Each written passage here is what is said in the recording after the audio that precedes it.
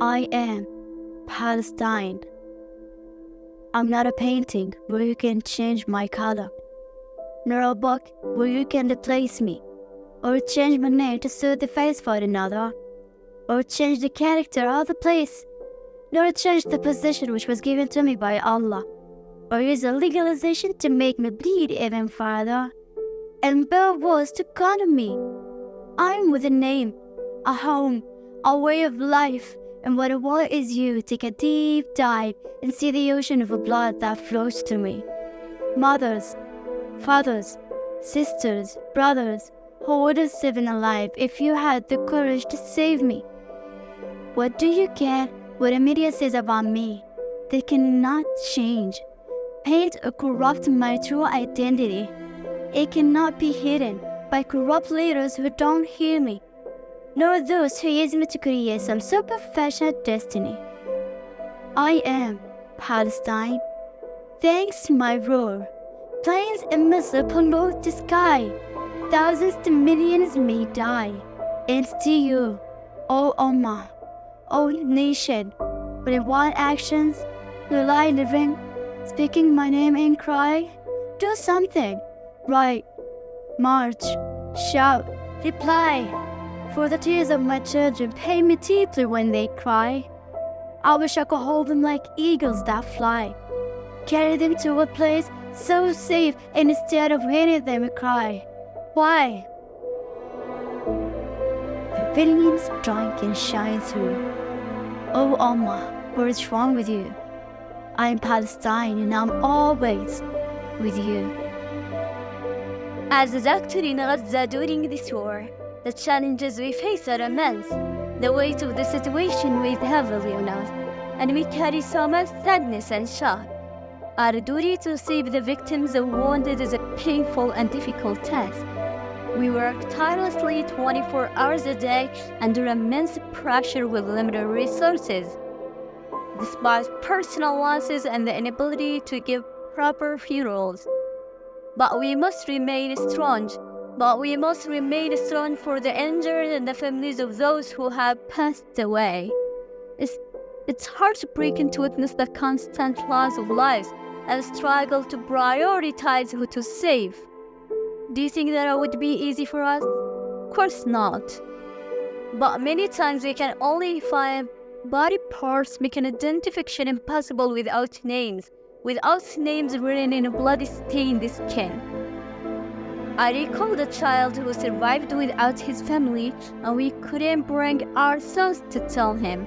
He cried all the time searching for them. So one of the doctors sang to comfort him and ourselves, and we sang a lament for our country, our story, and our cause. Believing in eventual victory, and we had made a solemn vow to never give up no matter the circumstances. Hi, I'm in Belarus refugee camp with my family. We are socially, politically, and economically suffering. Am I not human? Can you imagine someone breaks into your house and tell you, "Get out, that's my house," and when you try to defend yourself, that whole stand against you? The suffering of the refugees camp is the troublesome in our life. No electricity, no water, no food. Everything is closed. We need peace. A person needs a peace and security in their life as the need of food and drink in their life. We are disadvantaged. So, before one can often think about what constitutes the refugees camp, it's important to look at the struggle that many Palestinian refugees decide to leave their home country, family, and the friends we have built there. We often stay in refugee camps, which provide us with a refuge from violence or disaster. However, the conditions in these camps are not suitable for living comfortably. Our lives often include overcrowding, shortages, and the lack of hygienic methods for disposing of human waste. We live in fear every day. We never will lose one of us. There will not be time to say goodbye. What do we have to do? Just patient. If no one can lift the injustice, at least tell everyone about it. I'm Anwar. a daughter of Gaza, and I take great pride in being a Palestinian journalist. I want to convey Gaza's voice to the world. I record this video. I may lose my life before this video reaches you.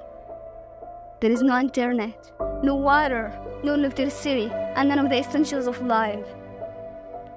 Gaza is under siege. Gaza devoid of the necessities for life in. We have reached a stage in Gaza that no one can imagine. Journalists have been targeted so our voices can reach the world. Ambulances have been targeted carrying the wounded and injured. Too much casualties in hospitals and we need medical assistance to stay alive. The martyrs due to the high number of martyrs. There are not enough morgue to preserve the bodies. There is a tent in front of the hospital where the bodies of martyrs are placed. Children have lost their lives. What these children done? They have done nothing. Buildings are being targeted with families inside. Families have been erased from civil registries. We, the people of Gaza, speak in unison. We say, we may die, but the cause will live. We will stay in Gaza. We will not abandon it. This is our land and we will not leave it. The catastrophe of 1948 will not be repeated. Arabs, where are you? All people in Gaza are suffering, especially the Palestinian women who can hold her tears and lives in many sorts of pain. She's a mother, sister, a wife, and a daughter. She has been being the wounded, the prisoner, and the fighter since the beginning of this case. I'm a mother, and what hurts the most, I see my children write their names on their arms in case we get a bomb, so we can be all identified. My children sleep hungry and wake up thirsty. Nothing is hard to say my children under the river scream and no one answers. Our men and women were turned into pieces and no one cares. We finally decided to refuse while our loved ones are still under the rubble of their homes. We slept for days in the open and then we built our tent by ourselves. In the emergency tents, the rain falls in our beds inside hunger, thirst, cold, fear, and a lack of all the basics of life.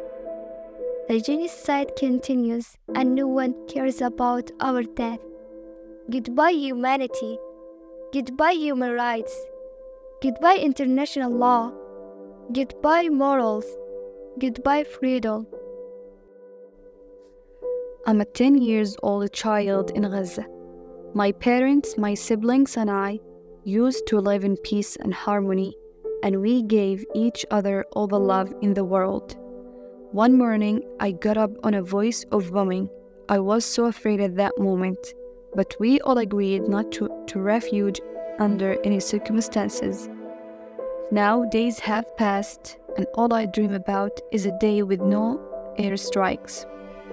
When night comes, we all gather and sleep in a room close to each other, so if they bomb us, we die together. In the morning, I look out of the window. The neighborhood has completely changed. Houses are ruined, crying, screaming, and such horrible scenes. All people around are suffering from shortage of food and water. But because I'm still a kid, this stuff has been the last of my interest. What about my dreams? The teacher who encouraged me to be a teacher died. To be a doctor died. And my school got bombed too. So if we got killed, I just want to remind you all, we are not numbers. At the end, the whole family got killed, and actually, we are not numbers. This is the greatest crime if it becomes ordinary and we pass by it as a daily news. If we get used to war and the murder of the people of Gaza and the daily massacres against them day and night and the annihilation of families, if we forget that more than 2 million Palestinians, men, women, children, and the elderly are being killed by Israel every moment. If we get used to their voices, screaming in fear, screaming for someone to rescue them from under the rubble, if we get used to the funerals and the funerals of the victims, and the pain of the wounded on the ground, and the hospital corridors, we will never forget the 8,000 Palestinians are being killed by Israel and its supporters in the ongoing genocide against the people of Gaza. 8,000 Palestinians have been killed, and still the United States representative at the United Nations raised his hand high to veto the ceasefire resolution. Why do you want to kill more children? Are they at fault for having been born as refugees in a camp in Gaza? Are they at fault for having survived the bombing of their homes in a previous war? The bombing aimed to annihilate the entire family, but that child that survived from under the rubble. Why do you want to kill more children? What a shame. What a loss for humanity. Don't leave Gaza to die in silence. This is the greatest crime. Stand with them. Support them. Raise your voices. Convey their voices. And take action to stop their genocide.